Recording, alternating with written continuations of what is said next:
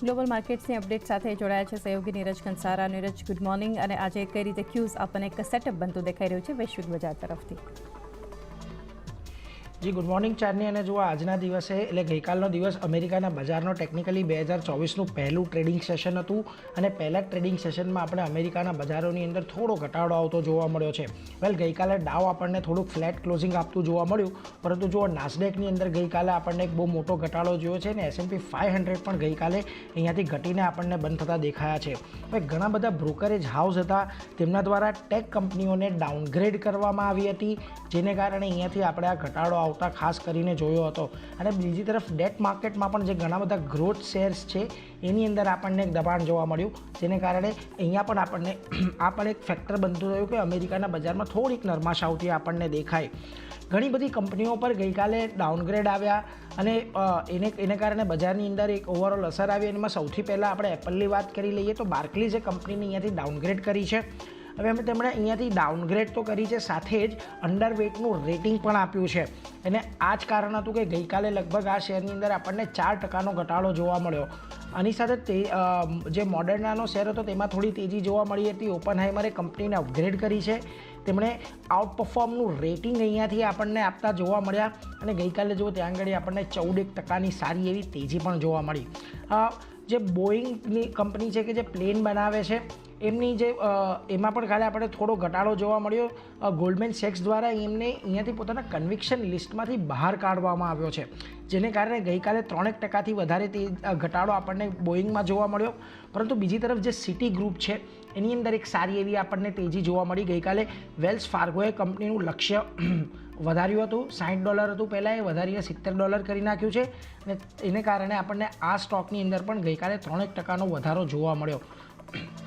ના તો વાત થઈ ગઈ વૈશ્વિક બજારોની, પરંતુ એક વખત ક્રૂડ ઉપર નજર કરી લઈએ તો ગઈકાલે ક્રૂડમાં આપણને થોડા ભારે ઉતાર ચઢાવ જોવા મળ્યા હતા. ગઈકાલના સત્રની અંદર આપણે એક સમય એવો આવ્યો હતો કે જ્યારે 2% જેટલું ક્રૂડ વધતું દેખાયું હતું, પરંતુ દિવસના અંતે લગભગ 1.5% ઘટાડા સાથે બંધ થયું છે અને $76 નીચે આવતું જોવા મળ્યું છે. WTI પણ 70ની નજીક આપણને કામકાજ કરતું કાલે જોવા મળ્યું. હવે ગઈકાલે શું થયું તો ગઈકાલે એવા સમાચાર સામે આવ્યા કે ઈરાને જે લાલ સમુદ્રની અંદર અત્યારે તણાવ ચાલી રહ્યો છે, હૈતી જે વિદ્રોહીઓ છે એમની સાથેનો, એમાં ઈરાને પોતાનું વોરશિપ પણ એની અંદર એક ડિપ્લોય કરી દીધું છે. હવે જોકે આ વોરશિપ શેના માટે ડિપ્લોય કરવામાં આવ્યું છે, તેનું કારણ શું છે, એ બધું ઇરાનિયન એજન્સી દ્વારા જાહેરાત કરવામાં નથી આવી, પરંતુ આનાથી એક તણાવ આપણને ગઈકાલે વધતો દેખાયો. એટલે 2% જેટલા અહીંયાથી ઉછાળો આપણે ગઈકાલે સૌથી પહેલાં જોયો હતો.